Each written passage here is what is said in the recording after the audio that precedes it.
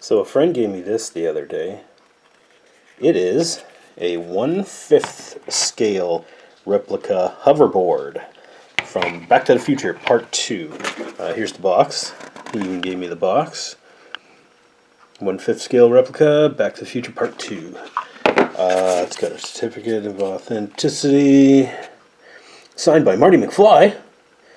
No, maybe not. Yeah, but so it's legit. This is a very detailed replica, but I noticed something right away. It's that these red circles right here in the movie were Mattel logos. So I guess they couldn't use the Mattel logo for whatever reason. But yeah, so be it. 1/5 scale. That is a weird scale. That would make this appropriate for figures maybe about a foot tall, or maybe a little less. In any case, I have a whole lot of figures over there. Anyway, so I thought, wouldn't it be fun to take some of these guys, try them out on that hoverboard, see how it looks. You know, I don't usually use a lot of excessive props for my figures to display them other than what they come with, but I think it might be funny. Oh, well, here's an exception. Spuddy's sitting at his little desk there. Little table my daughter made. Yeah, you can sit this one out, Spidey. You've done lots already. Deadpool? I don't know. Well, anyway, I'm going to get him on the table. I'm going to just pull down random figures and stuff, and I'm going to see which ones seem to look the best. And, yeah, the ones that might be the most scale appropriate for. I've got some other scales of figures, not just the 6-inch scale. So let's see what we can come up with. Oh, it's going to be fun. Okay, then you got your alien, or more properly referred to as the xenomorph. Yeah, I think, scale-wise he's a little small, but I think it actually looks pretty cool on this here hoverboard. Yeah, he's not extremely posable as far as action figures go, but just something about that iconic look. The xenomorph. Well, let's see. Maybe if we do a couple little different poses for him here. Well, it looks okay hanging 10 there, or hanging 12, I suppose. I don't know, does he have 12 toes as well as 6 fingers? Well, I mean, 12 fingers and 12 toes? Hard to say. I haven't examined the figure that closely, but maybe I should. But, I don't know, I think maybe he might be a contender. He can pull a couple of sweet little tricks here. Yeah, well, I don't know. Well, Alien, yeah, you're in the running. We'll keep you on the board. Yeah, and then we got your Batman. Batman with a fistful of cash. And if anybody could afford technology like an actual working hoverboard, I'm sure it would be Batman. He is pretty posable. This is probably one of the best Batman figures I've owned in a while. Kind of reminds me of the Super Friends Batman, which I always dug. His foot fits pretty good under the little strap there. Seems to be almost to scale.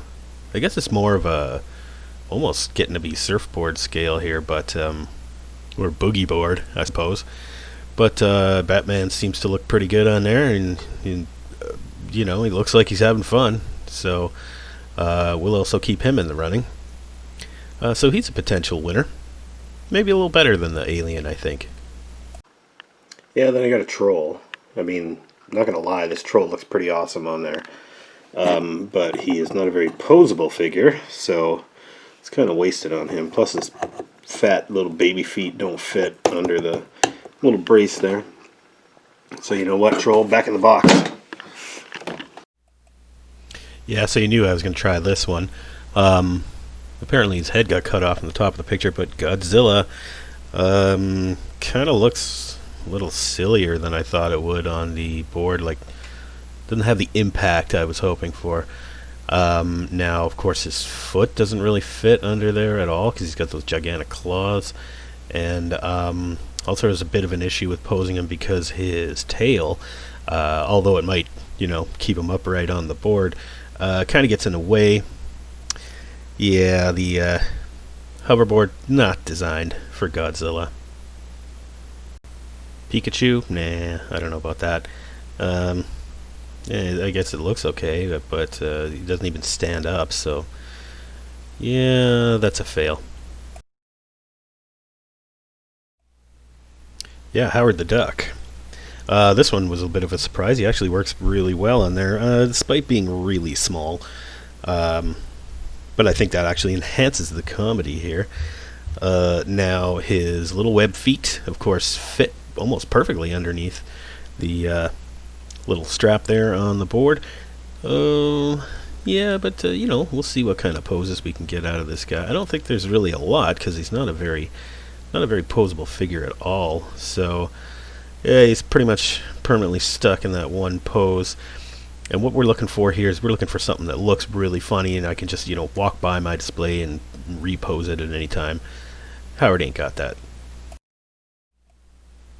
Yeah, so this one kind of came out of nowhere, a little bit of a surprise. It was just a random grab from the shelf, but this guy looks really good on the board, I think. Not only does he strike a pretty good pose, but his foot seems to snap right in there underneath that strap pretty well. And yeah, he's surprisingly flexible for a protocol droid. I mean, you never saw him do this much action in the movies, so yeah, he's in the running.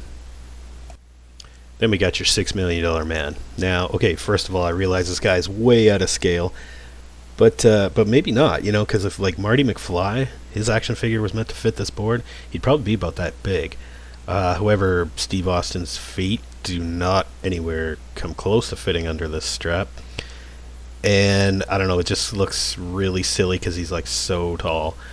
However, I didn't want to be too discouraged. I wanted to give him a fair shake. And I thought, well, let's see what he can do. I mean, he is pretty posable. But it's, I don't know. Now, it does look appropriately silly, which I do like. And he can pull some sweet tricks on that board. So he is better, stronger, faster.